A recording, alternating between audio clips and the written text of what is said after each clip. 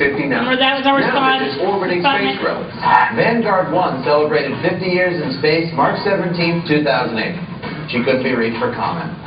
Such a diva. There are lots of small items drifting around orbit, from paint chips to metal particles. Maybe even astronaut Ed White's glove.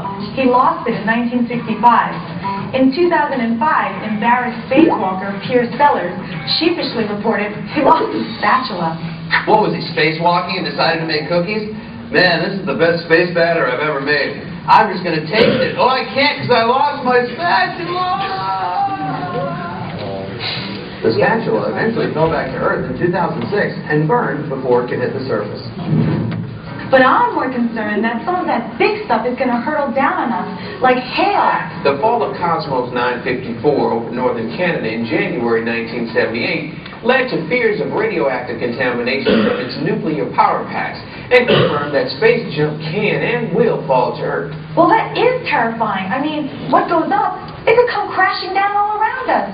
January 22nd, 1997. While big portions of the Delta II rocket fell elsewhere, a hot wire mesh hit the shoulder of Lottie Williams of Tulsa, Oklahoma. She was unharmed, but boy, did she have a story to tell. I'm on my way to the grocery store. I get out of the car, and then boom!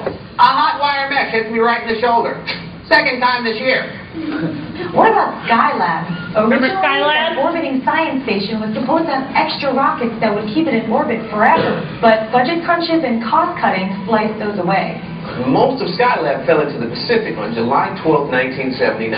Many of these space junkers contain harmful chemicals, mercury, dioxide, radioactive material. Plus, if it actually did hit a city, people could be killed. The good news is that most of the items in space come down sparingly. The speed of their trajectory keeps them in orbit.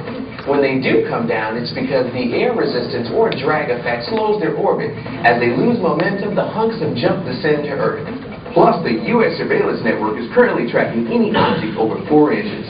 But what about the other 18,000 pieces of man-made space debris that are being officially tracked? And the smaller pieces only being watched on occasion? Particles of space junk for which we're responsible. Who cares what happens to the very tiny pieces? What is a centimeter-sized piece of trash going to do anyway? Even small items travel at an incredibly fast speed, 17,000 to 21,000 miles per hour. So the damage that little tiny particle can do is potentially enormous. One time, a tiny paint chip dug into a window of the space station.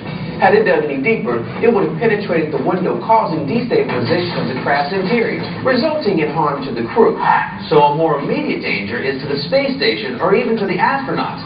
But luckily, we've been able to maneuver the space station out of harm's way the few times it's been confronted with space debris. And by we, I mean the astronauts, not me. I can barely hold the thought. For the most part, junk will likely remain in orbit for years, and if it does fall, it should disintegrate long before there's any threat to Earth. But the ones that don't disintegrate, this is another case of us taking our natural world and outer world for granted. And to combat that, scientists and engineers are proposing a myriad of ways to bring that material down safely, contain it, or destroy it, so there are minimal after effects. We've got lasers to shoot it down, tethers to grab stuff, even giant Nerf football-type nets that can gather the junk. Recycling begins at home, and everything is our home. Philosophical, I like it. People are right to be concerned, but the possibility is so minimal. Still, we should always be vigilant when leaving our trash in space or anywhere. The fact that there's so much up there in the first place, now that's what we call space.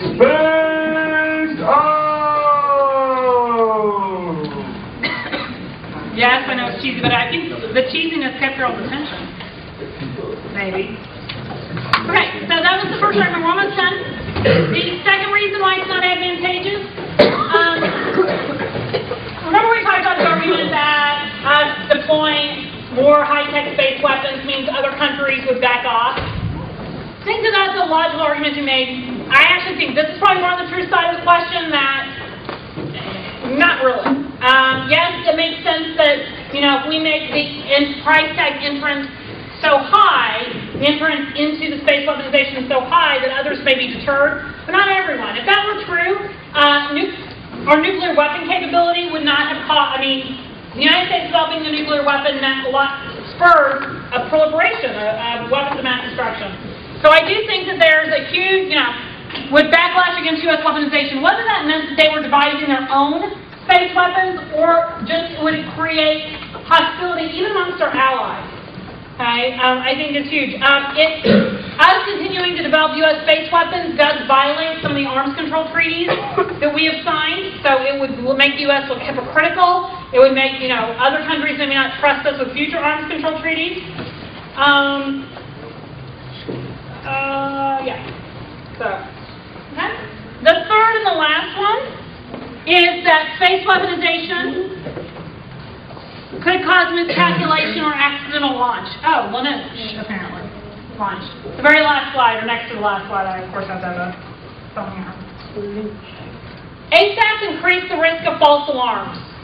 Okay. Jeffrey Lewis, in a 2004 report, so Lewis, 2004, the report was called What If Space Were Weaponized? What If Space Were Weaponized? Reports the following. False alarms are appallingly common. According to the Freedom of Information Act, NORAD experienced 1,172 moderately serious false alarms between 1977 and 1983. Long before lots of space militarization happened. 1,172 false alarms between 77 and 83. That important point, however, is that such a coincidence would only appear suspicious. So yes, the false alarms happen, but people there's not really offensive weaponization or militarization going on, so there's no need to freak out. They saw something that could have been, but the first thought is, hey, it's probably not offensive because nobody was developing offensive capabilities. If we start weaponizing space, okay, and make those more offensive, those false alarms then, when they come in, people think they see something, whether it's space debris, whether it's benign satellite imagery, okay? Now the false alarms, if we're offensively weaponizing space, it's not going to be, well, of course it can't be that. That will be our first go-to. Okay, that will be our first go-to. The people will be suspicious more so about false alarms, which could lead to miscalculation. Obviously, the more weapons that we have, this is through ground or space, the idea of accidents happening, very high.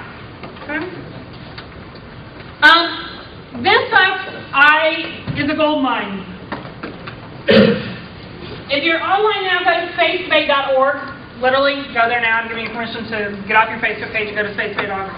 I don't think this was set up by a debate person. I mean, the word debate, happens in lawmakers and so forth. I've not found that this is attributed to a debate person, but it's set up very much for a policy debate-friendly format. If you're on there, if you're looking at your screen, the left-hand column, you see positions. Yes. Click on that. Your screen now literally should on one side have a bunch of pro arguments, and on the con side a bunch of con arguments, and each one of those links, those arguments, are hyperlinks to a bunch of evidence. Click on one. And then they'll show you that argument, and then further down the screen, you'll see a bunch of hyperlinks that look like tags to debate cards. Click on those, and they'll give you snippets of paragraphs with the citation. Now, we are not lazy debaters. So, what should we do? It's fine that this is there, and I think it's great, and I used a lot of this for this presentation. If I'm not a lazy debater, how can I best utilize this? Find the original source. Go get the original sources. Yes. Hey, go get the original sources. I think this is a great outline, synopsis of the space militarization debate. So much more on there than what we covered today. Okay, but don't just be like, I think my lab is doing a space mil file next week.